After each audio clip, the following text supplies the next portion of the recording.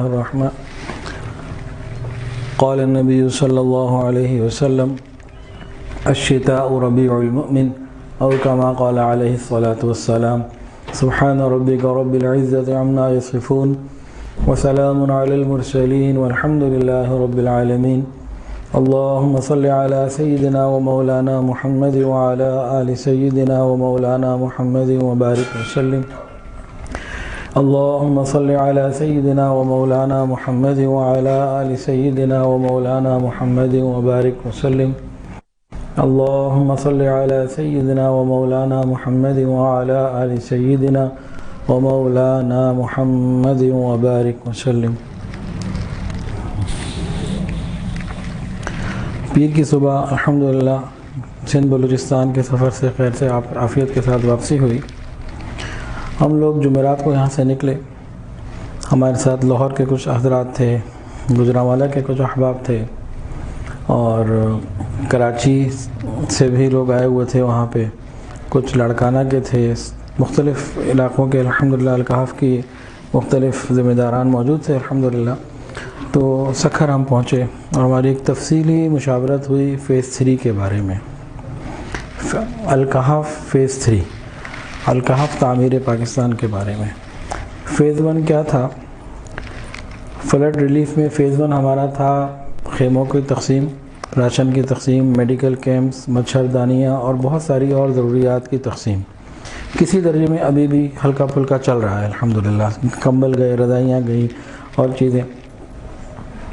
Phase 2 میں مکانات کی تعمیر تھی، اور یہ ہمارا جو سفر تھا فیز 2 کا بھی کچھ سلسلہ تھا اور فیز 3 کا بھی تھا۔ فیز 3 کا یہ تھا کہ ہم مشاورت کریں گے کہ کرنا کیا ہے۔ فیز 2 میں جن لوگوں کے مکانات بنے تھے سندھ کے اندر، بلوچستان کے اندر، وہ ماشاءاللہ 65 لوگ تھے۔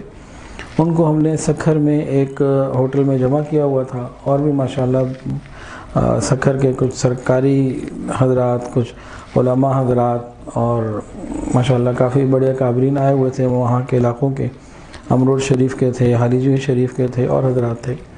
تو الحمدللہ ایک اچھی گیدرنگ ہوئی اور ان 65 لوگوں کو علامتی چابیاں وہاں دے دی گئیں۔ تو فیز 2 میں ہم نے 300 گھر بنانے کا ایک ٹارگٹ بنایا تھا، تو الحمدللہ 165 جو ہیں وہ ہو چکے ہیں، جس میں کوہستان، جنوبی پنجاب، سندھ اور بلوچستان شامل ہیں۔ تو بظاہر محسوس یہ ہوتا ہے کہ مکانات کی تعمیر کا بھی سلسلہ کم ہو جائے گا، کم ہو چکا ہے خاصا۔ اب فیز 3 میں آنا ہے۔ فیز 3 کیا ہے؟ فیز 1 میں سامان کی تقسیم، فیز 2 میں مکانات کی تعمیر، اور فیز 3 کیا ہے؟ فیز 3 ہے یہ زندگی بھر چلے گا انشاءاللہ، میں اور آپ زندہ رہیں نہ رہیں یہ چلے گا۔ یہ کیا ہے؟ لوگوں کی تعلیم، ان کی تربیت، اور وہاں کے حالات کے حساب سے کوئی نہ کوئی ویلفیئر کے کام، یہ فیز 3 ہے۔ اس کے لیے یقیناً ہمیں وہاں پہ اپنی جگہ کی ضرورت ہے، تو کہیں پہ جگہ الکحف کو خریدے گا انشاءاللہ اور پھر بنائے گا، اور پھر مختلف جگہوں پہ کام چلے گا۔ تو وہاں پہ فنی تعلیم کے ہنر آئے لوگوں کو، اس پہ انشاءاللہ ہمارا فوکس ہوگا، اور دینی تعلیم بھی، عصری تعلیم بھی، ان ساری چیزوں کے اوپر انشاءاللہ تعلیم کے اعتبار سے فوکس کریں گے، اور ساتھ ہی ساتھ مختلف علاقوں میں مختلف اور ایکٹیویٹیز ہوں گی۔ اب میں آپ کو ایک بڑے دل دہلا دینے والا ایک کیس سناتا ہوں، واقعہ سناتا ہوں، جو حالات ہیں اس علاقے کے جہاں وہ لوگ جی رہے ہیں۔ ہم تو چند گھنٹے کے لیے گئے اور پریشان ہو گئے، وہ ان حالات میں جی رہے ہیں۔ لاہور سے سکھر کا سفر آپ سمجھ لیں موٹا موٹا 9 گھنٹے، راستے میں نماز کو کھانا پینا بھی ہوتا ہے، نان اسٹاپ جائیں تو تیز جائیں تو 7.5-8 گھنٹے ہے، تو 9-9.5 گھنٹے کا سفر لاہور سے سکھر۔ وہاں سے 2-2.5 گھنٹے اور آگے جائیں باہو گوٹ، کیا نام بتایا جی؟ باہو گوٹ، یہ ایک جگہ ہے، یہاں جانا ہوا۔ پہلے بھی گئے تھے ہم، یہاں سامان کی تقسیم بھی ہوئی تھی، یہاں مکانات بھی الحمدللہ ہم نے بنائے۔ تو اس دفعہ ہمارے ساتھ امجد بھٹی صاحب تھے، اولان ہائی اسکول کے حضرات تھے اور حضرات تھے، کراچی کے بھی تھے۔ تو وہاں ہم نے جو چیزیں دیکھیں اس کو ذرا دل کے کانوں سے سن لیجئے، بڑی تکلیف دہ حالات ہیں۔ تعلیم کی سہولیات وہاں نہیں ہیں، اور وہاں ہم نے 2 کلینک یا ہاسپٹل یا کچھ بھی کہہ لیجیے، پتہ نہیں کیا اس کو کہنا چاہیے، ان کا وزٹ کیا تو ڈاکٹرز بیٹھے ہوئے تھے، وہ ڈاکٹر بھی پتہ نہیں ڈاکٹر ہیں بھی کہ نہیں، کہلا ہے وہ ڈاکٹر جا رہے ہیں، اور درجنوں لوگ، عورتیں کیا، بچے کیا، مرد کیا، ادھر ہجوم ہے۔ ہماری ٹیم نے ویڈیوز بنائی ہیں، اللہ کرے کہ یہ اس کو صحیح طریقے سے ہائی لائٹ کر کے آپ کے سامنے لا سکیں۔ اور حالت کیا ہے، لکڑی کی چھت ہے، جالے، مٹی، بدبو، روشنی بھی پوری نہیں، اور عجیب سے حالات۔ صفائی تو کوئی چیز ہی نہیں ہے نا، صفائی کس بلا کا نام ہے تو ان بیچاروں کو پتہ ہی نہیں، صفائی کیا چیز نعمت ہے انہیں پتہ ہی نہیں بیچاروں کو۔ اب وہاں لکڑی کے پھٹے ٹیڑھے سیدھے رکھے ہوئے ہیں، ان پہ ایک ایک کے اوپر 5 6 عورتیں بیٹھی ہوئی ہیں، جگہ ہے نہیں ہے، بس بیٹھی ہوئی ہیں، کوئی بچہ لے کر آ رہا ہے، کوئی خود بیمار ہے، کوئی کچھ ہے، کوئی کچھ ہے۔ اب وہ ڈاکٹر صاحب دیکھ رہے ہیں، ان کو دوائیاں دے رہے ہیں، اب وہ دوائیوں کا معیار کیا ہوگا، اس کی اپنی تعلیم کیا ہے، کسی چیز کا کچھ نہیں پتہ، لوگ پریشان حال ہیں، لائن لگا کے آتے ہیں اور کچھ پیسے دیتے ہیں، 100 50 روپے وہ روز کی دوائی لے جاتے ہیں۔ اور وہاں وہ ڈرپیں بھی لگا رہے تھے، ڈرپیں کیسے لگ رہی تھیں، اللہ کرے ہمارے یہ بیٹھے ہوئے حسیب بھائی یہ صحیح طریقے سے اس کو دکھا دیں آپ لوگوں کو، میں تو آنکھوں سے دیکھ کر آیا ہوں، دماغ سے دیکھ رہا ہوں، ابھی بھی نظر آ رہا ہے کہ وہ چھت کے ساتھ جو لکڑی کی چھت ہے سیکنڈری ٹائپ کی، اس کی جو ہے اسی میں وہ باندھ کے نا تو ایک تار یا ڈور نیچے آ رہی ہے، اسی کے ساتھ وہ ڈرپ باندھی ہوئی ہے اور لگائی ہوئی ہے مریض کے اوپر۔ نیچے کیا کہتے ہیں خراب قسم کا فرش ہے جس پہ صفائی کا کوئی کام نہیں، ایسے ڈرپیں لگ رہی ہیں اور کئیوں کو ایک وقت میں لگی ہوئی ہیں۔ تو صحت کا تو یہاں الگ، پھر انہوں نے بتایا کہ گزشتہ 3 سے 4 مہینوں میں 100 سے زیادہ بچہ خون کی کمی کی وجہ سے وہاں انتقال کر گیا، 20,100 کی وہاں آبادی ہے۔ تو یہ تو صحت کا معاملہ ہوا، تعلیم تو ہے ہی کوئی نہیں، اس کا کیا ذکر کریں۔ تو وہاں پہ پھر پانی کا حال، یہ پانی بسم اللہ،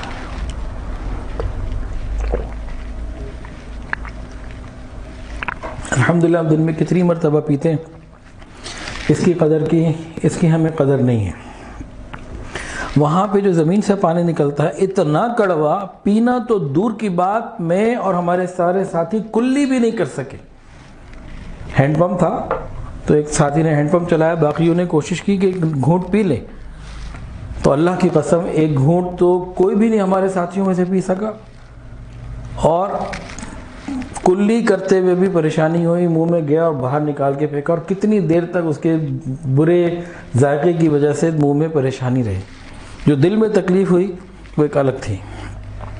باہو گوٹ کوئی بھی چاہ سکتا ہے، ہمارے سمجھاتے رہتے ہیں، ہم تو کہتے ہیں خدا کے لیے ساتھ چلا کریں، ساتھ چلنے کے لیے تیار لوگ کم ہوتے ہیں۔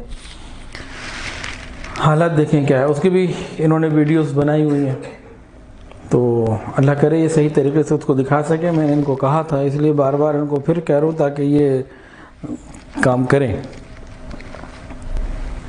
تو وہاں پانی اتنا کڑوا، اتنا خراب اور بدمزہ کہ بیان سے باہر ہے، اور ان لوگوں نے بتایا کہ جو غریب لوگ ہیں پانی خرید نہیں سکتے، تو وہ 40 45 سال کی عمر میں ان کے گردے بہت خراب ہو چکے ہوتے ہیں، ناکارہ ہونے کی طرف چلے جاتے ہیں، گردوں کے بے شمار مسائل پیدا ہو جاتے ہیں، بینائی چلی جاتی ہے، بہت کمزور ہو جاتی ہے، پھر چلی جاتی ہے۔ 40 45 سال کی عمر میں بندہ پھر بیمار اور ویسے ہی چل رہا ہوتا ہے۔ باقی وہاں غذا اور دوسری فیسلٹیز وہ تو چھوڑ دینا، کیا وہاں کا حال ہے، بہت ہی برا حال ہے۔ تو جو لوگ تھوڑی بہت گنجائش رکھتے ہیں تو 50 60 روپے کا ایک کین ملتا ہے، وہ کین بھی کیا، وہ بڑے بڑے ڈرم ہیں 20 30 لیٹر کے پلاسٹک کے، اور نان ہائیجینک قسم کے، عجیب و غریب ان کے رنگ ہوتے ہیں، ان میں دور سے 10 15 کلومیٹر دور سے لوگ پانی لا کے وہاں سیل کرتے ہیں، رکشوں میں جاتے ہیں پانی لا کے سیل کرتے ہیں، جو افورڈ کر سکتے ہیں پینے کے لیے وہ خرید لیتے ہیں، اکثر ان میں سے افورڈ نہیں کر سکتے۔ اسکول ہیں، استاد غائب، اگر استاد ہے تو باقی کوئی فیسلٹی نہیں ہو، اگر آئے بھی تو کرے کیا۔ تو بہت سے حالات ہیں، کچھ ایسی چیزیں بھی ہیں وہ بیان کرنا مشکل ہے کہ اس میں کوئی پیچھے ہی نہ پڑ جائے ہمارے۔ تو سرکاری مشینری بھی وہاں کوئی ایسی بہت زیادہ لوگ اس سے خوش نہیں ہیں، ان کی اپنی کچھ شکایات ہیں، تحفظات ہیں۔ اب وہ کیا معاملات ہیں ہم اس پہ نہیں جاتے، لیکن وہ لوگ بڑی قسمہ پرسی کی زندگی ہمارے وطن عزیز کے اندر اس باہو گوٹھ میں گزار رہے ہیں۔ اب مجھے نہیں معلوم آپ کو یہ باتیں سن کے دل میں کوئی درد محسوس ہوا، تکلیف محسوس ہوئی، یہ لوگ وہاں زندگی گزار رہے ہیں، وہی پانی پیتے ہیں جس کو ہم کلی نہیں کر سکے۔ وہاں ایک ڈاکٹر ہمارے امجد بھٹی صاحب ساتھ تھے، تو ان کی بھانجی ڈاکٹر ہے، تو اس کو بھی وہ ساتھ لے گئے۔ اس نے عجیب و غریب حالات بتائے، 9 بچے، 21 بچے، 15 بچے، ایک صاحب سے تو ہم ملے 23 بچے تھے ان کا انٹرویو باقاعدہ کیا۔ کھانے پینے کو کچھ نہیں، ضروریات کی چیز کوئی نہیں، سہولیات کوئی نہیں، میڈیکل کچھ نہیں۔ اور اس نے بچی نے بتایا، امجد بھٹی صاحب کی بھانجی تھی، تو کہنے لگی کہ جب یہاں ڈیلیوری کے کیس آتے ہیں تو ہمارے پاس تو کچھ بھی نہیں ہوتا، تو بس ایسے ہی کیا کہتے ہیں ان کے علاقوں میں دائیاں ہوتی ہیں 200-300 روپے لیتی ہیں، وہ کیس ہینڈل کر رہی ہوتی ہیں اور بیڑا غرق کر رہی ہوتی ہیں عورت کا، ماں کا، اور فرش کے اوپر ڈیلیوریاں ہو رہی ہیں۔ ایک تو نا ہاسپٹل کا کوئی بیڈ ہو، کوئی چیز ہو، کوئی تخت ہو، کوئی لکڑی کا پھٹا ہو، نہیں، فرش پہ بھی ڈیلیوریاں چل رہی ہیں، کوئی حال ہی نہیں، کچھ بھی نہیں۔ تو یہ ایک باہو گوٹ کا آپ کو میں نے بتایا، اور سندھ اور بلوچستان کے اندر ایسے کتنے گوٹ ہیں، نام ان کا کچھ اور ہوگا، اس کی تعداد نہیں ہم گن سکتے۔ یہ ایسا نہیں ہے کہ یہ اکیلا ایک ہے، ایسے بے شمار ہیں، تعداد نہیں گن سکتے۔ شہروں کے اندر بہت ساری فیسلٹیز ہیں، بہت ساری، جیسے ہم گلگت چترال کے علاقوں میں تعلیم کا اور ووکیشنل کا کام الحمدللہ کر رہے ہیں۔ وہاں میں نے بتایا تھا اس زمانے میں، مطلب اس کے بارے میں جب بتایا تھا حالات بتاتے ہوئے، کہ 2 گھنٹے پیدل چل کے اچھے تعلیمی ادارے نہیں ہیں۔ لاہور میں دائیں بائیں نکلے ہیں بڑے شہروں میں، پھر بھی وہ الحمدللہ بہت اللہ کا کرم ہے، اور وہاں تو کچھ بھی نہیں، وہ تو اس سے بھی زیادہ حالات خراب ہیں۔ تو میری تو سب سے پہلے اپیل یہ ہے کہ آپ لوگ وقت دیں، چلیں ہمارے ساتھ، دیکھ کر آئیں، خود اپنی آنکھوں سے فیصلہ کریں، اور پھر وہاں ہم یہ چاہتے ہیں کہ بھئی ہم لوگ آپ لوگوں کے ساتھ مل کر، ہم سب مل کر وہاں کچھ کریں۔ تو وہاں 1 کنال 2 کنال کی جگہ خرید کے پھر اس کو تعمیر کر کے پھر کچھ صحت کے حوالے سے کام کریں، کچھ ان کی تعلیم، شعور نام کی چیز ہی نہیں ہے، اتنا سا چھوٹا سا ان کا ذہن۔ ایک اور کیس سن لیجئے، سکھر میں تھے تو کچھ 2 نوجوان ملنے آئے، بیت ہوئے، پوچھا کہاں سے آئے ہو، کہنے لگے جی کنڈیرو یا کندارو، پتہ نہیں کیا نام بتایا، مجھے بھی یاد نہیں، میرپور خاص کے قریب ہے، سکھر سے 40 کلومیٹر دور، موٹر سائیکل پر آئے تھے وہ۔ تو پھر کہنے لگے حضرت دعا کریں، بڑی پریشانی ہے، وسائل نہیں ہیں، کچھ پڑھنے کو بتائیں، کچھ جاب مل جائے ہمیں بتائیں، ہم لاہور آ جائیں، یہاں سکھر میں آپ کا کوئی جاننے والا ہو، یہاں کوئی جاب لگوا دیں، کچھ ہمارا سلسلہ ہو جائے، تھوڑے پیسوں کی جاب ہو، کچھ کر لیں ہم۔ تو میں نے ویسے ہی ان کو کچھ پڑھنے کے لیے بھی بتایا، وہ چلے آپ کو بھی بتا دیتے۔ سورہ واقعہ اس وقت رزق کی تنگی کا سب شکار ہے، اللہ ماشاءاللہ۔ سورہ واقعہ مغرب کے بعد پابندی کے ساتھ، یقین کے ساتھ پڑھ لیجئے، اللہ بھوکا نہیں سلائیں گے، فاقہ نہیں ہوگا، آسانی رہے گی انشاءاللہ۔ بہت آسان ہے، کتنی دیر لگتی ہے، چند منٹ، زبانی یاد ہو تو بہت آسان، نہیں تو دیکھ کے پڑھ لیں، کیا مشکل ہے سورہ واقعہ روز 1 مرتبہ پڑھنا۔ رزق کی تنگی میں پریشان رہتے ہیں، سورہ واقعہ کی عادت بنائیں، اللہ تعالیٰ آسانی فرما دیں گے انشاءاللہ تعالیٰ۔ میں نے ان کو بتائی اور کچھ باتیں ہوئیں، ویسے ہی پھر ان سے پوچھ لیا بھئی آپ کرتے کیا ہو، باقی معاملات حالات پوچھے، تو جناب وہ 12 جریب کے مالک تھے، وہ جو کہہ رہے ہاتھ میں کچھ نہیں۔ میں نے کہا جریب کیا چیز ہوتی ہے؟ انہوں نے کہا جی 2 ایکڑ کا 1 جریب ہوتا ہے تقریباً، یعنی 24 ایکڑ کے مالک ہیں، 24 ایکڑ کے مالک ہیں زمین کے، اس میں کھجوروں کے درخت ہیں۔ بھئی کتنے کھجور کے درخت ہیں؟ 1200 درخت ہیں، 1200 کھجوروں کے درخت جس کے لگے ہوئے ہوں، 24 ایکڑ کا وہ مالک ہو، اور اس کی جیب میں جناب 5000 روپے بھی نہ ہو۔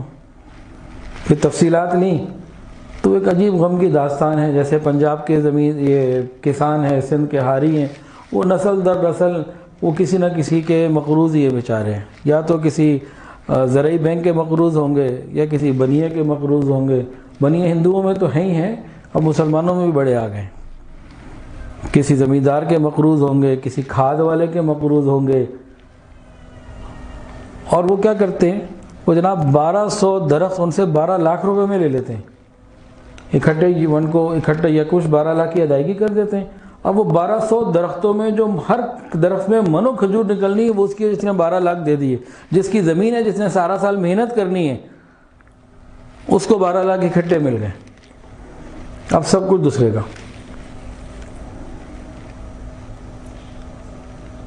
اب یہ اپنی زندگی گزاریں، کیا کریں، ان معاملات کو کریں.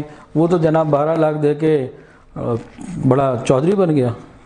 اب وہ آئے گا جب کھجور پکے گی لوگوں کو لے کر آئے گا. اس کا ایک پورا لمبا ایک میکینزم انہوں نے سمجھایا. وہ سب سرمایہ دارانہ نظام. وہ غریب جو 24 کروڑ کا مالک ہے وہ غریب ہے، 24 ایکڑ کا مالک ہے، اس کے پاس کچھ نہیں ہے. اور جو 12 لاکھ ان کا آتا ہے وہ کہیں نہ کہیں انہوں نے پہلے سے کسی کا قرضہ دینا ہوتا ہے، ادھر نکل جاتا ہے. یا کوئی بچے کی شادی یا کوئی کسی کا علاج یا کوئی خواہش ہوتی ہے ادھر لگ جاتا ہے. نہیں تو ان بیچارے کسانوں کو ویسے لڑائی جھگڑوں میں لگ جاتا ہے. آپس کے اندر ہی ایک دوسرے سے لڑائیاں، دشمنیاں. پیسہ آتا ہے لڑائی شروع ہو جاتی ہے، پیسہ ختم ہو جاتا ہے پھر دونوں پارٹیاں دبک کے بیٹھ جاتی ہیں. میں حقیقت بتا رہا ہوں. تعلیم نام کو نہیں، اس سے ساری چیزیں لیں. پھر میں نے اس کو کہا تو میرے پاس لاہور آؤں. اس کو کچھ چیزیں سمجھائیں. اب پتہ نہیں کتنی سمجھ رکھتا ہے وہ، کتنی نہیں رکھتا، کتنی ہمت کرتا ہے، کتنی نہیں کرتا. میں نے کہا یار یہ تو بڑا اچھا کاروبار، میں استریاں بناتا ہوں بیچتا ہوں الیکٹرانکس، کتنی مشکل، گارنٹی دو، یہ کرو. میں بھائی 12 لاکھ تمہیں دے دیتا ہوں، وہ 50 لاکھ کا مال تم 12 لاکھ میں دے رہے ہو، ساری محنت تم کر رہے ہو، تو میرے ساتھ ہی تم پارٹنرشپ کر لو بھائی. یہ تو خیر میں نے اس کو مذاق کیا. میں نے کہا تم آؤ دیکھو اس کو ہم کیس اسٹڈی کرتے ہیں، اس کو دیکھتے ہیں کیا ہو سکتا ہے. تو اس طرح کا بہت بڑا طبقہ تعلیم کی کمی کی وجہ سے، شعور کی کمی کی وجہ سے، سہولیات کی کمی کی وجہ سے اپنے پاس قیمتی چیزیں لے کے وہ ذلیل اور خوار ہو رہا ہے، پریشان ہو رہا ہے، بے بس ہو رہا ہے. اور اس قسم کے مافیا ہمارے ہر شعبے میں موجود ہیں. وہ مافیا ان کو پناہ پنی نہیں دیتا. جس کی زمین ہے، جس کی زندگی وہاں لگی ہوئی ہے، جس کی محنت ہے، اس کو اتنا ہی ملتا ہے، نہ پورا کھا سکے نہ صحیح مر سکے، نہ پورا زندہ رہ سکے نہ پورا مر سکے، اتنا ہی ملتا ہے اس کو. اور یہ جو کئی مافیا ہیں یہ جناب پورا کنٹرول کر لیتے اور یہ بیچارے رہ جاتے ہیں. اب اس کو ہم نے سمجھایا کہ بھائی تمہاری کھجور کس کوالٹی کی کیا ہے، اس کو دیکھو سمجھو، وہ فلانی مارکیٹ میں جاؤ، اس کی پیکنگ کرو، اس کو اس طریقے سے کام کرو، تم بہت کچھ کر سکتے ہو. اس کے لیے ان کے پاس حوصلہ نہیں ہے، کوئی پلیٹ فارم نہیں ہے، کوئی مورل سپورٹ نہیں ہے. تو اس قسم کے بہت سارے کام ان لوگوں کے اندر، اس قسم کی اویئرنیس پیدا کرنے کی ضرورت ہے. اور اصل کام تو یہ پورے ملک کا ہے، خالی میرا الکحف کا تو کام نہیں ہے یہ. تو وہاں ہم جائیں، بار بار جائیں، دیکھیں حالات، دیکھیں دنیا میں کیا ہو رہا ہے. لوگ بڑے تنگ ہیں. اب ان لوگوں کے لیے ہم نے سوچا ہے کہ ایسی ورکشاپس، ایسی ٹریننگ، پہلے تو ہم خود بھی اس کو دیکھیں کہ وہاں کے معاشرے کی ضرورت کیا ہے، حالات کی، پھر اس کو کیسے سمجھانا ہے، کیسے دیکھنا ہے، اس کو بزنس کی سوچ کیسے اس کے اندر اتارنی ہے، وہ لائن کیسے دینی ہے. جیسے وہاں ایک صاحب نے مجھے بتایا اسی سفر میں، انڈیا کی ایک کیس ہسٹری انہوں نے بتائی، جتنی مجھے یاد ہے وہ میں سنا رہا ہوں. تو انڈیا میں کوئی ڈاکٹر گپتا ہیں اور انہوں نے کچھ دیکھا تو مینتھول یا کوئی چیز انہوں نے بتائی، مجھے مینتھول یاد آ رہا ہے. وہ چائنا اس کا بہت بڑا پروڈیوسر ہے اور ایکسپورٹ کرتا ہے دنیا میں. انہوں نے کیا کیا، ڈاکٹر گپتا صاحب نے بقول ان کے کہ مختلف کسانوں سے مینتھول لگوایا. کہا تم جتنا فصل لگاتے ہو نا دوسری، اس میں تمہیں کیا ملتا ہے، مثال دے رہا ہوں، سال بعد 1,00,000 روپے ملتا ہے، تم مجھ سے 2 لاکھ لے لینا، یہ نکال کے فصل جتنی ہے ساری مجھے دے دو. لوگوں نے کہا ٹھیک ہے. کرتے کرتے آج وہ یہ کہنے لگے صاحب کہ وہ ڈاکٹر گپتا 90% ایکسپورٹ مینتھول کی انڈیا میں لے گئے، ساری دنیا کی، چائنا کو بھی بیٹ کر گئے.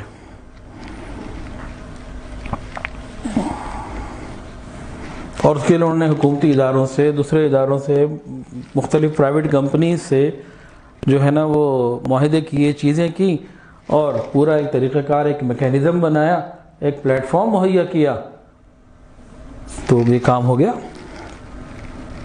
جس طرح سے مجھے بتایا گیا، میں نے اس کی خود ریسرچ نہیں پڑھی نہ سنی، وہ جو ہمارے ایک ساتھی تھے انہوں نے بتائی، وہ ٹھیک بتائی ہوگی۔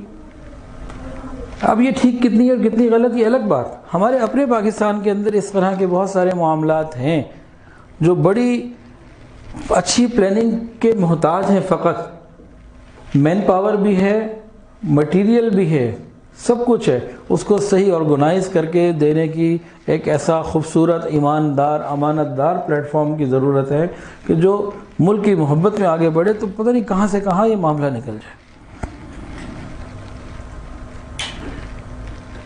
لیکن ہمارے ہر شعبے میں اور ہر جگہ کرپشن کے حالات بولنے لگوں تو وہاں جو سننے میں چیزیں آئی ہیں الامان والحفیظ، کیا بتائیں۔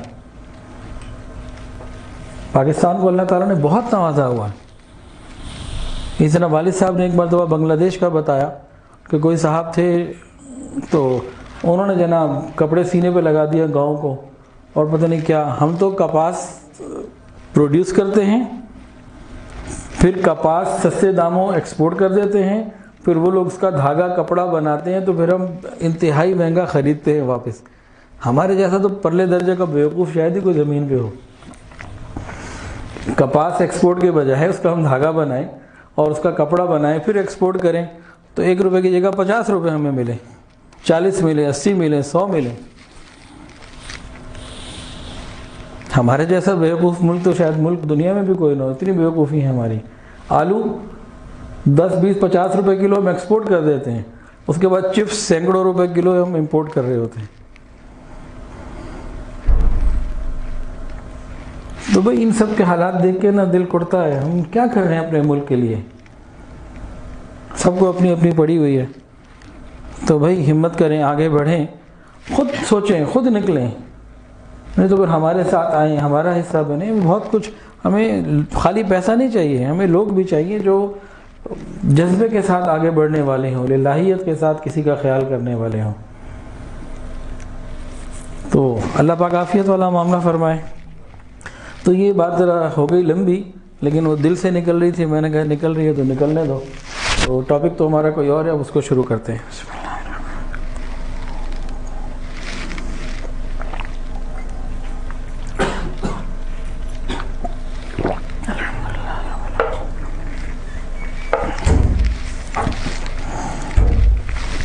اللہ رب العزت نے 4 موسم بنائے ہیں۔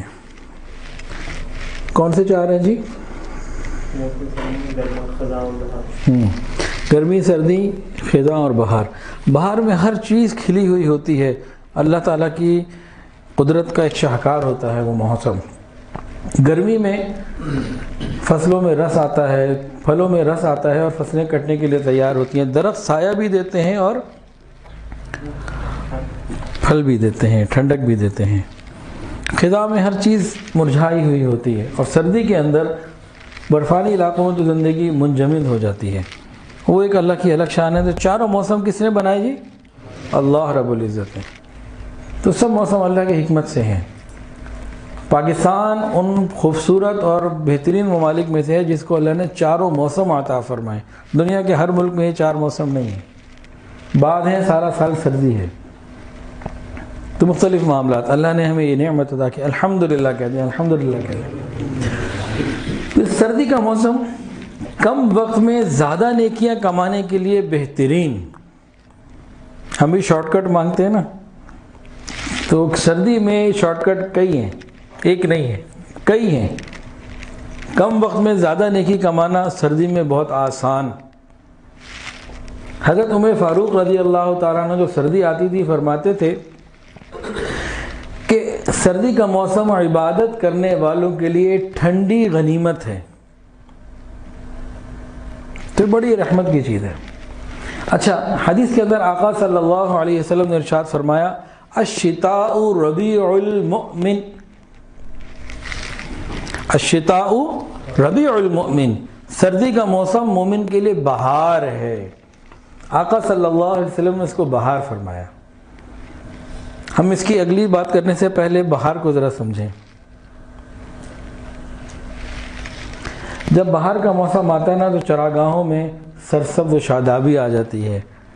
جو لوگ جانور چراتے ہیں نا، جانوروں کے مالک ہیں، وہ انتظار کرتے ہیں کہ بہار کا موسم آئے پھر وہ کیا کرتے ہیں، اپنے جانوروں کو چراگاہوں میں چھوڑ دیتے ہیں. جو جانور چلے جاتے ہیں وہ اچھے کھاتے پیتے ہو جاتے ہیں، خوبصورت ہو جاتے ہیں، فربا ہو جاتے ہیں، ان کے اندر خوشنمائی آ جاتی ہے، ان کے اندر کوئی کمزوری ہے، بیماری ہے، وہ دور ہو جاتی ہے اور وہ جانور قیمتی ہو جاتا ہے. اور جو بہار کے موسم میں بھی جو جانور چراگاہ میں نہیں پہنچ پاتا، کہیں کونے پہ رہ جاتا ہے کسی بھی وجہ سے، وہی ساری آسانیاں نہیں لے پاتا. تو بالکل اسی طرح نبی علیہ الصلوۃ والسلام نے جو فرمایا نا، سردی کا موسم مومن کے لیے بہار ہے. اس میں انسان اگر نیکیوں کی وادیوں میں چرے، عبادات کے جنگل کی چراگاہوں میں یہ اپنے کام کرے تو کیا ہوگا، اس کے اندر تقوی کی خوشبو آئے گی، اس کے اندر اللہ کی محبت کی مہک آ جائے گی، ماحول خوبصورت ہو جائے گا، اعمال نامہ نیکیوں سے بھر جائے گا، کمی کوتاہیاں کمزوریاں دور ہو جائیں گی، یہ اللہ کے یہاں قیمتی بن جائے گا، اس کے اعمال قیمتی ہو جائیں گے. لیکن جو بہار میں بھی فائدہ نہ اٹھائے بہار کا، وہ محروم ہوتا ہے نا، وہ پھر رہ جائے گا. تو جو مومن اس بہار کو تو پہلے بہار سمجھے، پھر اس بہار سے فائدہ کیسے اٹھانا ہے اس کو سمجھے، انتہائی کم وقت میں آسانی کے ساتھ بڑی بڑی نیکیاں کما سکتا ہے.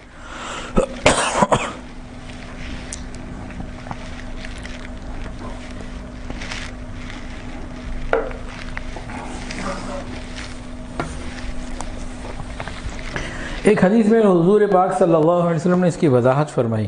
کس بات کی وضاحت فرمائی؟ الشتاء ربیع المؤمن، سردی کا موسم مومن کے لیے بہار ہے. اس کی وضاحت فرما دی. کیا فرمایا کہ دن چھوٹے ہوتے ہیں مومن روزہ رکھ لیتا ہے، راتیں لمبی ہوتی ہیں تہجد پڑھ لیتا ہے، تلاوت کر لیتا ہے. اب اس کی تفصیل پہ ہم آتے ہیں. ایک اور حدیث پہلے سن لیجئے. آقا صلی اللہ علیہ وسلم نے ارشاد فرمایا، سردیوں میں بنی آدم کے دل نرم ہوتے ہیں. سردیوں میں بنی آدم کے دل نرم ہوتے ہیں. فرمایا کہ اللہ رب العزت نے حضرت آدم علیہ السلام کو مٹی سے بنایا، سردیوں میں مٹی نرم ہوتی ہے، اس وجہ سے مومن کا دل نرم ہوتا ہے. ایک تو وہ دل ہے نا جو پتھر دل ہو چکے، مہر لگ گئی، ان کی بات نہیں ہو رہی. جو نیک مومن ہیں، شریف لوگ ہیں، ان کے دل نیکی کے لیے تیار ہو جاتے ہیں، نرم ہوتے ہیں. یہ حدیث ہے. ہمارے بزرگان دین، اکابرین، صحابہ کرام، تابعین سردی آنے پر خوشی کا اظہار کرتے، ایک دوسرے کو مبارکباد دیتے. ایک مرتبہ حضرت ابو ہریرہ رضی اللہ تعالیٰ عنہ لوگوں سے فرمایا، کیا میں تمہیں ٹھنڈی غنیمت کا نہ بتاؤں؟ لوگوں نے کہا جی بتائیے. انہوں نے کہا سردی کا موسم. بڑی بڑی عبادات لوگوں نے کی ہیں. ایک بزرگ تھے صفوان بن سلیم رحمۃ اللہ علیہ. سردی کا موسم آ جاتا، وہ رات کو چھت پر جا کے ساری رات تہجد پڑھتے، عبادت کرتے، اور گرمی میں کمرے کے اندر عبادت کرتے. کیسی بات. ہم لوگ کیا کرتے ہیں، گرمیوں میں چارپائیاں چھت پہ ڈال لیتے ہیں اور سردیوں میں اندر ہوتے ہیں، اے سی چلا رہے ہوتے ہیں، پنکھے چلا رہے ہوتے ہیں. وہ کیا کرتے، اس کے بالکل الٹ، سردیوں میں کھلی چھت پہ اور گرمیوں میں اندر. جب کوئی زمانے میں بجلی بھی نہیں تھی. کسی نے پوچھا حضرت یہ کیا آپ کا معمول؟ فرمایا کہ سردیوں میں چھت پہ اس لیے جاتا ہوں کہ نیند تنگ نہ کرے، ساری رات عبادت کروں. اندر تو نیچے گرمی ہوگی نا، ذرا موسم نارمل ہوگا تو نیند آ جائے گی، اور ادھر سے بیوی نظر آ رہی ہے، ادھر سے بستر نظر آ رہا ہوگا، چھت پہ تو میں ٹھٹر رہوں گا، لگا رہوں گا.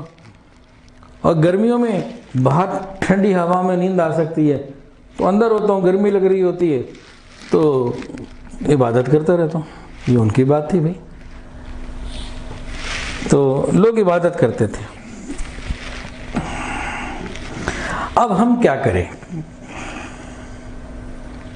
کم وقت میں زیادہ نیکیاں حاصل کرنے کے لیے یہ سردی کا موسم مومن کے لیے ٹھنڈی غنیمت ہے، بہار ہے، نعمت ہے. اس نعمت سے ہم فائدہ اٹھانے والے بن جائیں. اس کے لیے اب چیزیں سننا شروع کر دیجئے.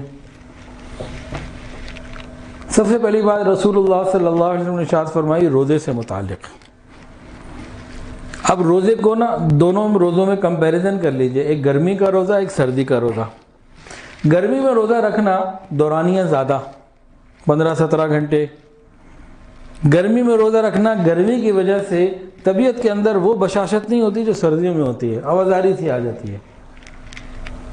دوسرا، گرمی کے اندر، تیسری بات، گرمی کے اندر بھوک پیاس زیادہ ستاتی ہے، پیاس بالخصوص۔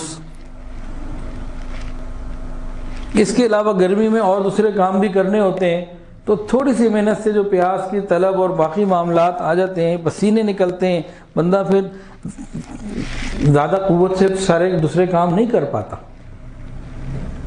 پھر گرمی میں اس کو اے سی، پنکھا، ہوا کا کوئی نظام چاہیے، لائٹ چلی جائے، لوڈ شیڈنگ ہو، یو پی ایس بھی نہ ہو یا خراب ہو جائے، کوئی آلٹرنیٹ نہ ہو، تو پھر اور مشکل ہے روزہ رکھنا۔ اس طرح کی چند باتیں۔ اب آ جائیے سردی کے روزے میں، یہ ساری باتیں وہاں ختم ہو جاتی ہیں تقریباً۔ دورانیہ تھوڑا، بھوک پیاس کا مسئلہ ختم، طبیعت میں ایک بشاشت ہوتی ہے، لائٹ ہے یا نہیں ہے، پنکھے بجلی کی کوئی چکر ہی کوئی نہیں جی، یو پی ایس خراب ہے نہیں ہے، کوئی چکر ہی، کوئی مسئلہ ہی کوئی نہیں۔ اور ڈیوریشن تھوڑی ہے، پیاس تنگ نہیں کر رہی، آپ جو اپنے کام کر رہے ہیں وہ روٹین میں کر لیتے ہیں، پتہ ہی نہیں چلتا، اور بشاشت بھی ہوتی ہے۔ تو محسوس ہوا جی کوئی فرق گرمی اور سردی کے روزے میں؟ تو رکھیں گے جی روزے؟ تو سردی میں روزہ رکھنا ایک بونس کی مانند ہے، ایسی بلا وجہ ہی روزہ ہو جاتا ہے، بندوں نے روزے کی نیت کی، 12 گھنٹے میں جناب پتہ ہی نہ لگا، نہ بھوک کا نہ پیاس کا، کام بھی چلتے رہے، کوئی تھوڑا بہت اگر فرق آیا بھی تو نعمت کیا مل رہی ہے، کتنی بڑی نعمت مل رہی ہے ایسی مزے میں۔ تو روزے رکھنا آسان۔ اب ہم کیا کریں روزے کے باب میں؟ دیکھیے، جن کے تو قضا روزے باقی نہیں، فرض مکمل ہیں، وہ نفلی روزے رکھیں، ہر پیر جمعرات کا رکھ لیں، ایام میں 20، ہر چاند کی 13، 14، 15، یہ سنت ہے، اس کے علاوہ اور رکھنا چاہیں رکھے۔ اگر کسی کے قضا روزے باقی ہیں، وہ پہلے قضا روزے پورے کرے۔ بہت سارے مرد ہیں قضا روزے باقی ہیں، اور عورتوں میں تو بے انتہا ہے۔ ہم اپنی ماؤں بہنوں کو ادب سے، محبت سے ذرا سمجھائیں، ترغیب دے دیں، کتنوں کے پورے ہو جائیں گے روزے آپ کے ترغیب دینے سے؟ ٹھنڈی غنیمت کا فائدہ۔ تو ایک بات ہو گئی روزہ رکھنا۔ دوسری بات رات کو تہجد، حدیث میں تہجد اور تلاوت کا ذکر ہے نا۔ اب گرمی اور سردی میں تہجد کا بھی کمپیریزن کر لیجئے۔ گرمی میں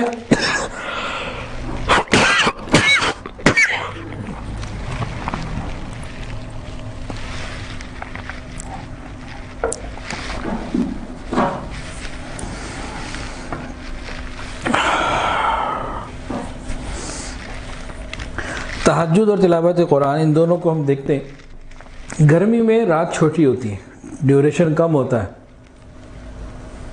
دوسری بات، گرمی کی وجہ سے ہی دن بھر میں اتنی پسینے بہہ چکے ہوتے ہیں، ایگزرشن ہو چکی ہوتی ہے کہ رات کو بندہ ویسے ہی وہ بشاشت نہیں پا رہا ہوتا۔ پھر بجلی کا ہونا، سہولیات کا ہونا بڑا ضروری، پھر بندہ آگے بڑھتا ہے ذرا بہتر طریقے سے۔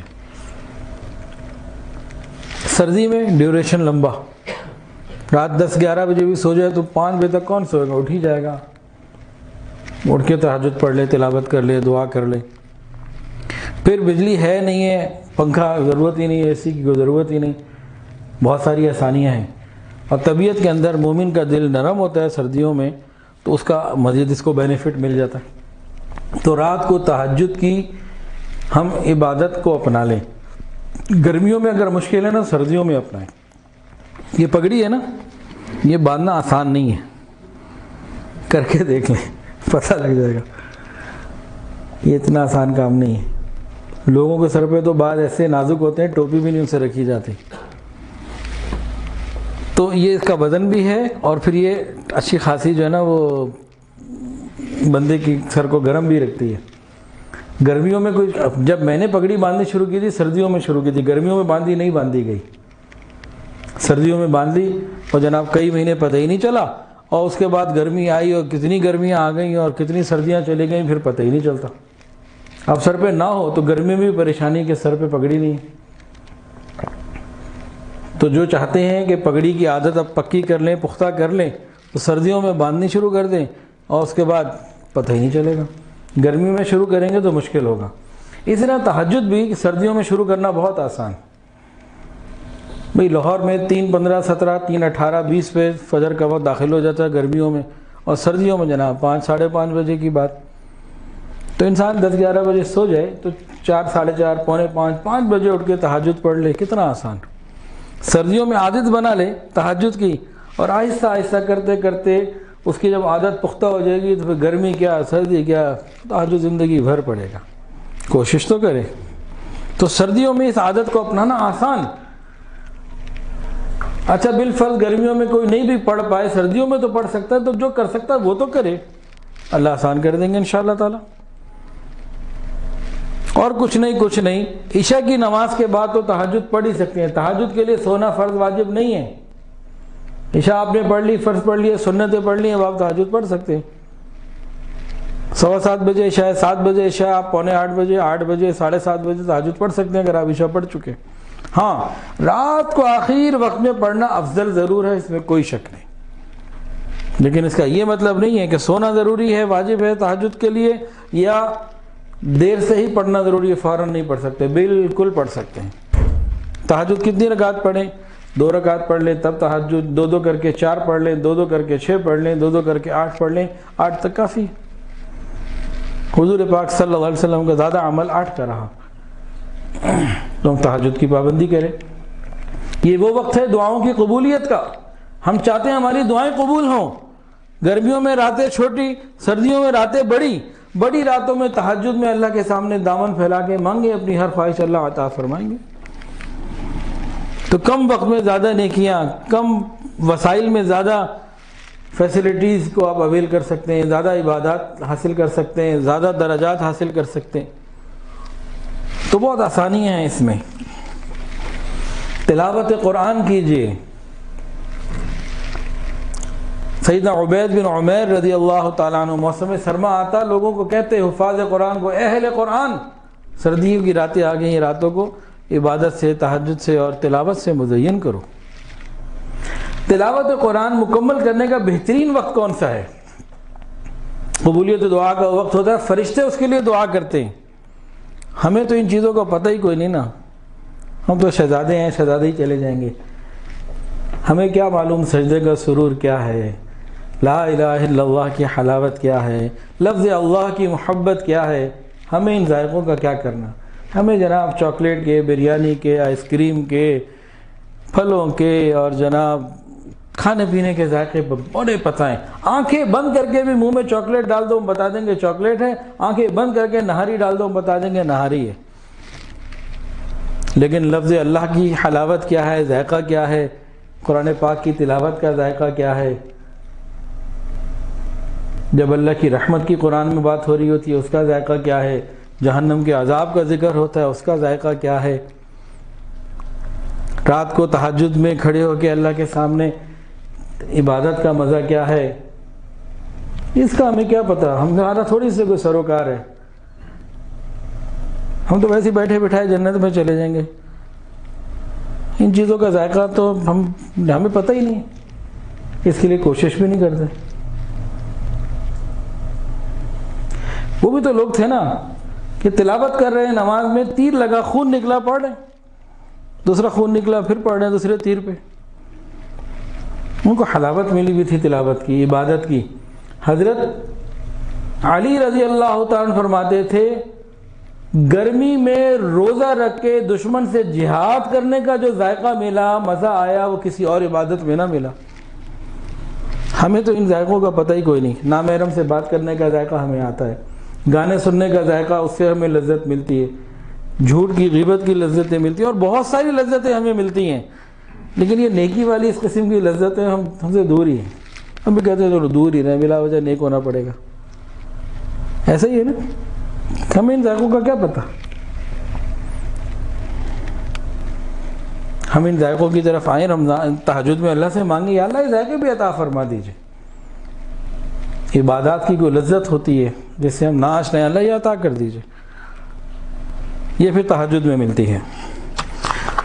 تو ایک بات ہو گئی، پہلی بات کیا تھی جی، روزے رکھیے، دوسری تہجد، اور تیسری بات قرآن پاک کی تلاوت، اور چوتھی چیز دعا کرنا۔ پھر اللہ تعالیٰ بھی بڑے قدردان ہیں، بڑے مہربان ہیں۔ سردی میں وضو کرتے ہوئے مشکل ہوتی ہے نا، ٹھنڈا پانی ہو، بجلی یا گیس نہ ہو، پانی ٹھنڈا ہو، اور فجر کے لیے وضو کرنا ہو تو کیسا لگتا ہے، مشکل لگتا ہے نا۔ تو سن لیجئے، حدیث کے اندر آتا ہے سردی میں وضو کرنے والے کے لیے ڈبل ثواب۔ اور ایک اور حدیث سن لیجئے، بڑی مزیدار۔ آقا صلی اللہ علیہ وسلم نے ارشاد فرمایا، مشقت کے وقت وضو کرنا قیامت کے دن عرش الہی کے حصول کا ذریعہ۔ مشقت کے وقت وضو کرنے والے کو قیامت کے دن اللہ تعالیٰ کے عرش کا سایہ مل جائے گا۔ اب اگر فجر میں انسان اٹھے، تہجد میں اٹھے، پانی ٹھنڈا ہو، اس کو پتہ لگے مشقت تو ہے لیکن ساتھ یہ پتہ ہو یہ دراصل میں وضو کروں گا جناب مجھے عرش کا سایہ ملے گا، تو پانی ٹھنڈا لگے گا؟ نہیں بھائی، مجھے تو پھر اتنی بڑی نعمت مل رہی ہے، کر لیں وضو۔ ہاں، کسی کو اللہ نے وسائل دیے ہیں، چیزیں ہیں، گرم پانی کر سکتا ہے، جس طریقے سے کر سکتا ہے وہ کرے، اس کا منع نہیں ہے۔ گرم موجود ہو اور انسان بلا وجہ ٹھنڈے پانی سے وضو کرنا چاہے اور اپنے آپ کو غیر ضروری طور پر مشقت میں ڈالے، یہ چیز جو ہے نا یہ ناشکری ہے۔ اللہ نے نعمت دی، اس کا فائدہ اٹھائے، شکر ادا کریں۔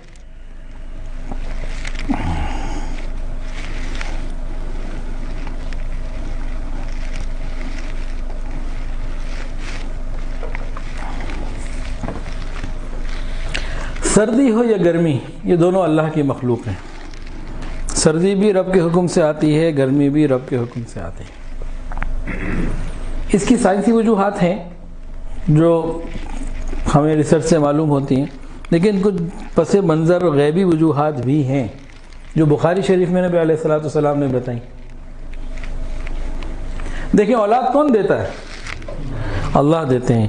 زمین میں درخت کون اگاتا ہے؟ اللہ تعالیٰ اگاتے ہیں۔ آج جینیٹک سائنس نے اتنی ترقی کر لی کہ وہ درخت جو صرف زمین میں اگتا تھا، انہوں نے اس کی ساری تفصیل معلوم کر کے اس کو سمندر میں، دریا میں، ہوا میں اگانا شروع کر دیا۔ انہوں نے وہ علم حاصل کیا اور جو درخت کی نشو و نما کے لیے چیزوں کی ضرورت تھی اس کو بنایا کسی اور انوائرمنٹ میں، زمین سے کے علاوہ، اور وہاں وہ درخت کا بیج اگا دیا۔ انہوں نے اس علم کو حاصل کیا اور کر لیا۔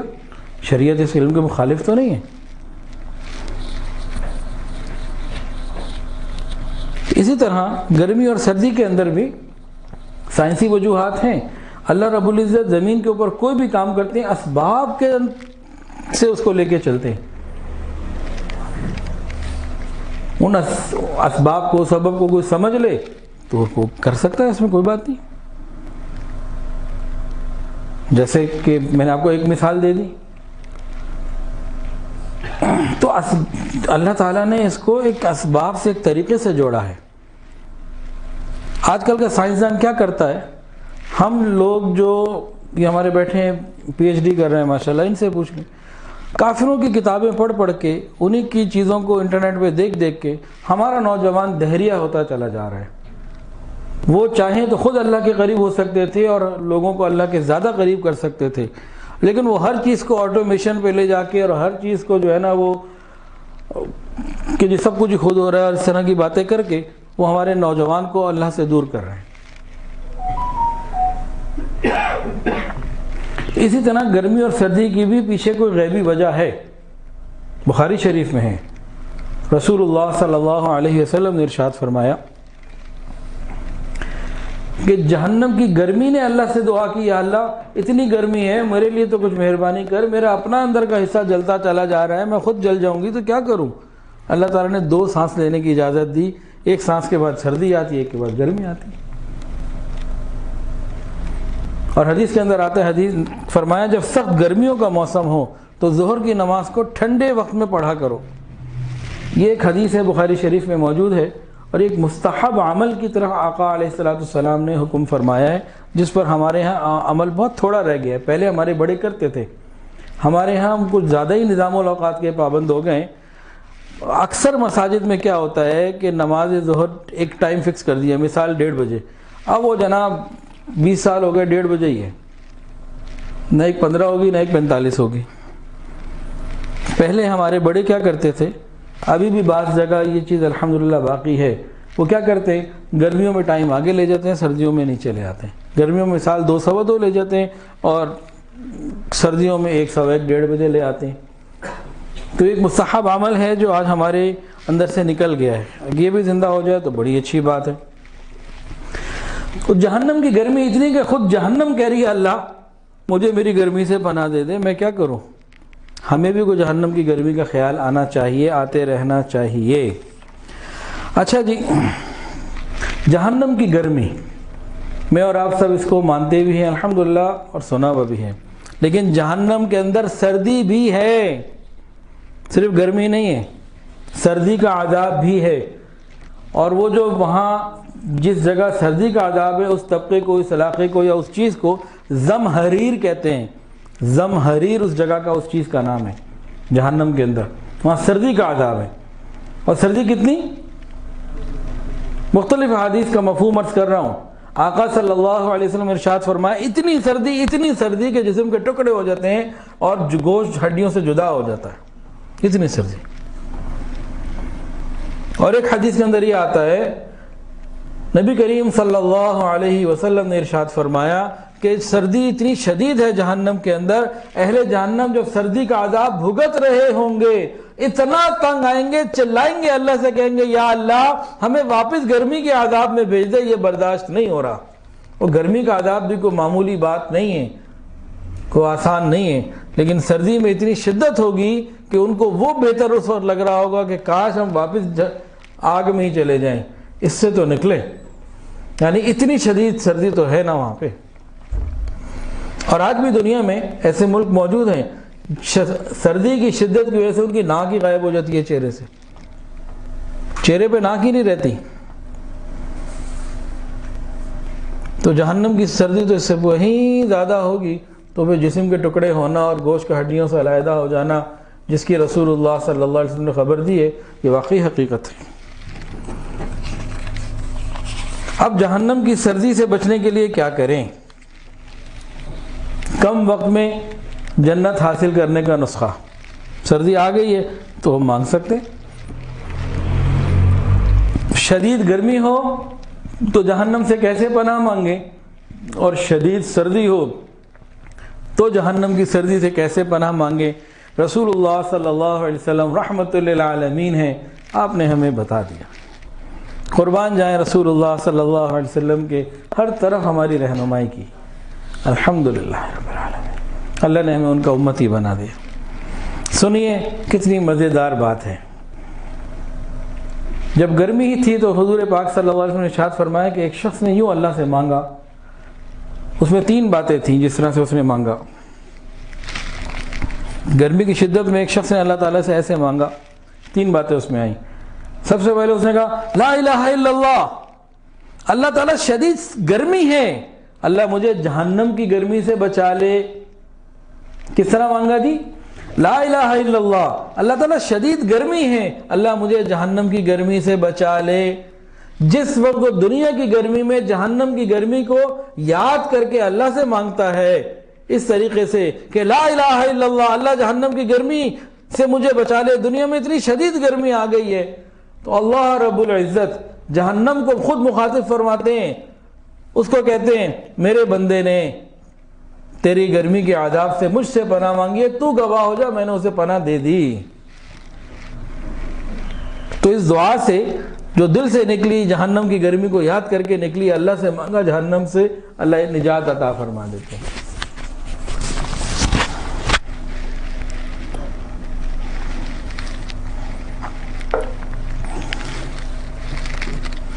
اسی طرح جب شدید سردی ہو اور کوئی بھی بندہ اللہ تعالیٰ سے یوں مانگے یا اللہ، کس طرح مانگے؟ وہی 3 باتیں، لا الہ الا اللہ، یا اللہ تعالیٰ شدید سردی ہے، اللہ مجھے جہنم کی سردی زمہریر سے بچا لے۔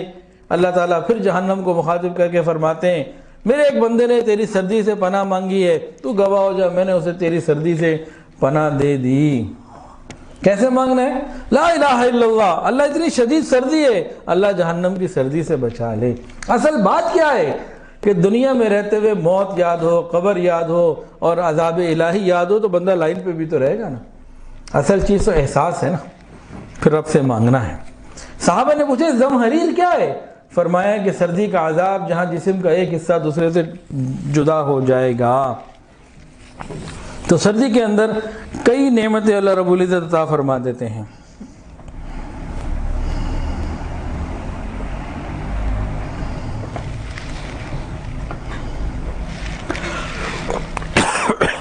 ایک حدیث کے اندر آتا ہے خیر کی بہت جو بڑی باتیں ہیں وہ 6 ہیں. ان میں سے ایک کیا ہے؟ سردیوں میں صحیح طریقے سے صحیح انداز سے سنت کے مطابق وضو کرنا. خیر کے 6 بہترین اور اعلیٰ اور بڑے کاموں میں سے ایک کام سردی میں اچھے طریقے سے وضو کرنا. اب سردی آ گئی ہے، سنت کے مطابق اچھے طریقے سے وضو کریں، یہ اعلیٰ ترین خیر کے کاموں میں سے ایک کام ہے نا. کم وقت میں زیادہ فائدہ، ٹھنڈی غنیمت، بہار، یہاں سب چیزیں سمجھ میں آ رہی ہیں جی؟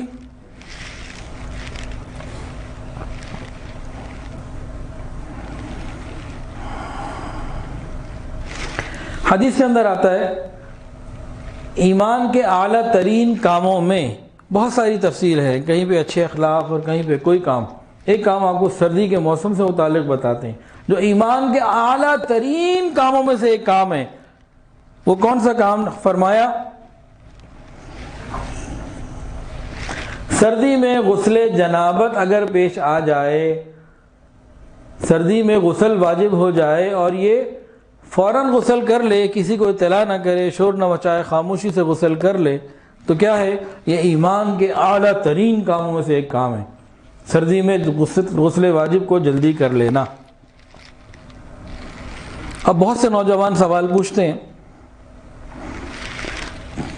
جب غسل واجب ہو جائے تو دوبارہ کتنے عرصے میں ہم غسل کر سکتے ہیں، کتنا ہمارے پاس ٹائم ہے؟ تو ایک بہت آسان اور سادہ سی بات آپ کو بتا دیتے ہیں، انشاءاللہ العزیز کلیہ اور اصول یاد رکھیں تو سارا مسئلہ حل ہو جائے گا. اس سوال کا جواب بڑا آسان ہے. سوال کیا ہے؟ جب غسل واجب ہو جائے تو ہم غسل کرنے میں کتنی جلدی یا کتنی دیر کر سکتے ہیں، اس کے لیمٹس کیا ہیں؟ تو ایک جملے میں لیمٹ بتا رہا ہوں آپ کو، یاد رکھیے گا. نماز قضا نہ ہو، نماز قضا نہ ہو، یہ لیمٹ ہے. اب اس کی تفصیل سمجھ لیجئے. مثال کے طور پر ایک آدمی عشاء کی نماز پڑھ چکا، عشاء کی نماز کے بعد اس کو غسل کی حاجت پیش آ گئی، غسل واجب ہو گیا. اب اس کی فجر قضا نہ ہو، عشاء یہ پڑھ چکا ہے نا، اب اس کی فجر قضا نہ ہو. فجر کی اذان ہو جائے کوئی بات نہیں، روزہ بھی رکھنا ہے تب بھی کوئی بات نہیں، سحری بھی کرنی ہے تب بھی کوئی بات نہیں، فجر قضا نہ ہو اگر عشاء پڑھ چکا. ایک دوسرا بندہ ہے، اب اس نے عشاء نہیں پڑھی اور غسل واجب ہو گیا. اب کیا ہے؟ اب عشاء قضا نہ ہو، یعنی فجر کا وقت داخل ہونے سے پہلے غسل کر لے اور عشاء پڑھ لے. تو خلاصہ کیا نکلا کہ نماز کوئی قضا نہ ہو. بھئی اتنا ٹائم ہمارے پاس ہوتا ہے، اس سے زیادہ کا وقت نہیں.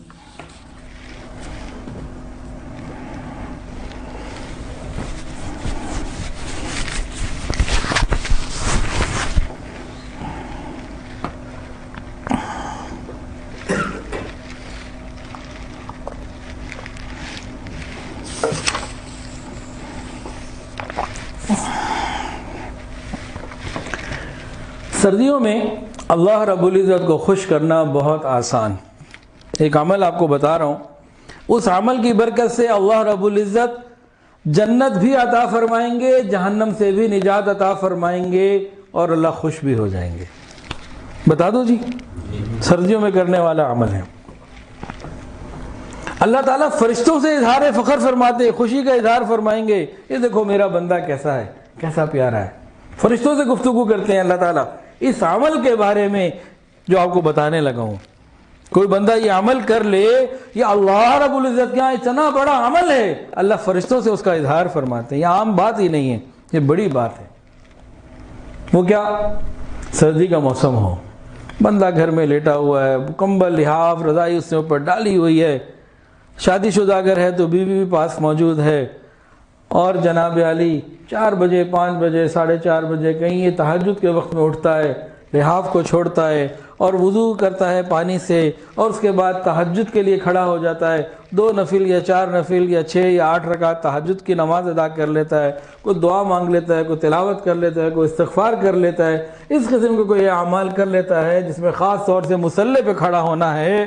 یہ جب کر لیتا ہے، اللہ رب العزت فرشتوں سے پوچھتے ہیں اس نے یہ کام کیوں کیا؟ بھائی اللہ تو خود جانتے ہیں، کہ اللہ کو نہیں پتہ؟ عالم الغیب صرف اللہ کی ذات ہے، تو جانتی ہے کیوں کیا؟ فرشتوں کو بتانا تھا لوگ ایسے انسان ایسے بھی ہوتے ہیں، تم نے اعتراض کیا تھا نا یہ زمین پہ جا کے فساد مچائیں گے، دیکھو ایسے بھی پیارے لوگ ہوتے ہیں۔ اللہ تعالیٰ پوچھیں گے فرشتوں سے، ہاں بھی بتاؤ یہ انہوں نے کیوں کیا؟ اللہ یہ تیری رحمت کا امیدوار ہے، یعنی جنت کا امیدوار ہے، جہنم سے بچنا چاہتا ہے، اس لیے اس نے یہ کام کیا ہے۔ اللہ تعالیٰ فرماتے ہیں تم گواہ رہنا، یہ میری رحمت کا جنت کا امیدوار ہے، جنت اسے میں نے دی، جہنم سے پناہ چاہتا ہے، اس سے پناہ میں نے دے دی۔ سردیوں میں کم وقت میں زیادہ فائدہ حاصل کرنے کا اور اس سے زیادہ کیا آسان طریقہ ہوگا بھی کہ بندہ تہجد میں اٹھے، شدید سردی لگ رہی ہو، سب چیزوں کو چھوڑ چھاڑ کے وضو کرے، 2-4 رکعت نفل پڑھ لے، کچھ دعا مانگ لے، کچھ اور نیکی کا کام کر لے، تو جناب علی اللہ اس کا فرشتوں میں ذکر کرے، کیا اس کا مقام اور درجہ ہو جائے بلند۔ اللہ رب العزت کا ذکر کرنا عام بات نہیں ہے۔ کہیں دنیا بھر کے بادشاہ جمع ہو اور وہاں جناب آپ کا ذکر ہو جائے، پاکستان کا صدر اور وزیر اعظم وہاں جا کے آپ کا ذکر کر دے، جی پاکستان میں تو ایسے صاحب موجود ہیں جی، تو کیا خیال ہے اس شخص کے لیے اعزاز ہوگا کہ نہیں ہوگا؟ وہ زندگی بھر کبھی نہیں بھولے گا۔ تو اللہ رب العزت احکم الحاکمین ہے، تو اس عمل کی وجہ سے اللہ آسمانوں میں ہمارا ذکر کریں، سبحان اللہ، اور کیا چاہیے بھائی؟ تو کریں گے جی انشاءاللہ تعالی۔ تو سردی یہ مومن کے لیے بہار ہے، یہ غنیمت ہے۔ اللہ تعالی ہمیں ان تمام باتوں پر عمل کرنے کی شوق سے، محبت سے توفیق عطا فرمائے۔ یہ آنے والی سردیاں یہ ہماری مغفرت کا ذریعہ بن جائیں، جہنم سے نجات کا ذریعہ بن جائیں، اللہ رب العزت کے قرب کا، اللہ کی رضا کا، محبت کا ذریعہ بن جائیں، اور تہجد کی پابندی ہمیں مل جائے، گناہوں سے بچنا آسان۔ تہجد گزار آدمی، اچھا ایک اور چیز بھی بتائیں آپ کو تہجد سے متعلق، یہ میرا مشاہدہ ہے، کتنے لوگ ہیں جو ڈپریشن میں، پریشانی میں، تکلیف میں رابطہ کرتے ہیں، حضرت بہت ڈپریشن ہے، پریشانی ہے، تو کتنوں کو الحمدللہ ان میں سے بتایا تہجد کی نماز کی پابندی کریں، رات کو آخر وقت میں تہجد کی پابندی کریں، گو 15 منٹ ہی صحیح، وضو کرنے کی ہمت نہیں، چلو ویسے ہی اس وقت بیٹھ کے اللہ سے لو لگا لیں، ذکر مراقبہ کر لیں، کوئی دعا مانگ لیں، ورنہ اصل تہجد ہے کہ وضو کر کے 2 کر کے 4 رکعت پڑھ لیں، 2 پڑھ لیں، 6 پڑھ لیں، یہ ڈپریشن کم ہوتے ہوتے ختم ہو جائے گی انشاءاللہ تعالی۔ تو ڈپریشن کا سستا علاج کیا؟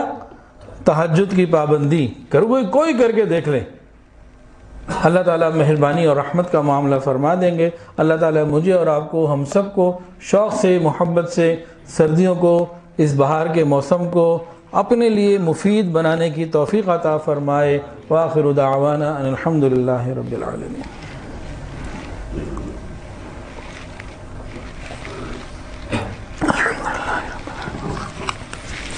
توبہ کے کلمات پڑھ لیجئے، جو بیت ہونا چاہیں وہ بیت کی نیت بھی کر سکتے ہیں۔ بسم اللہ الرحمن الرحیم، لا الہ الا اللہ محمد رسول اللہ، اشہد ان لا الہ الا اللہ واشہد ان محمد عبدہ ورسولہ، استغفر اللہ ربی من کل ذنب واتوب الیہ، استغفر اللہ ربی من کل ذنب واتوب الیہ،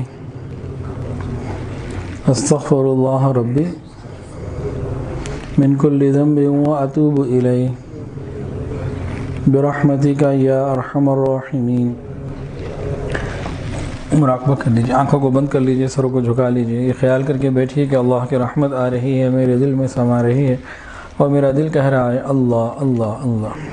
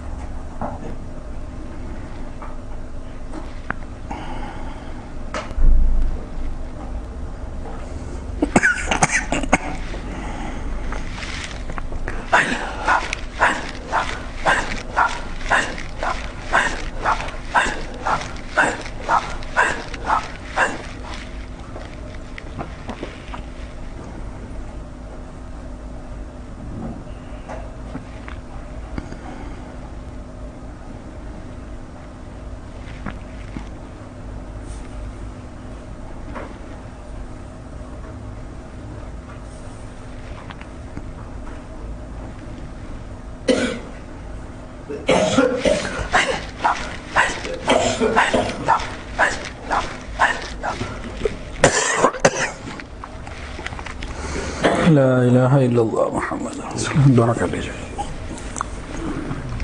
الحمدللہ رب العالمین.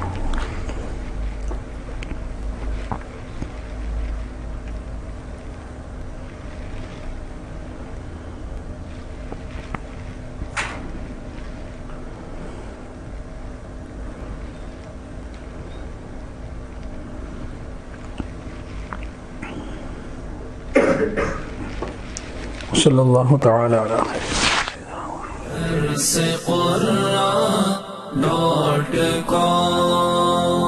www.darsequran.com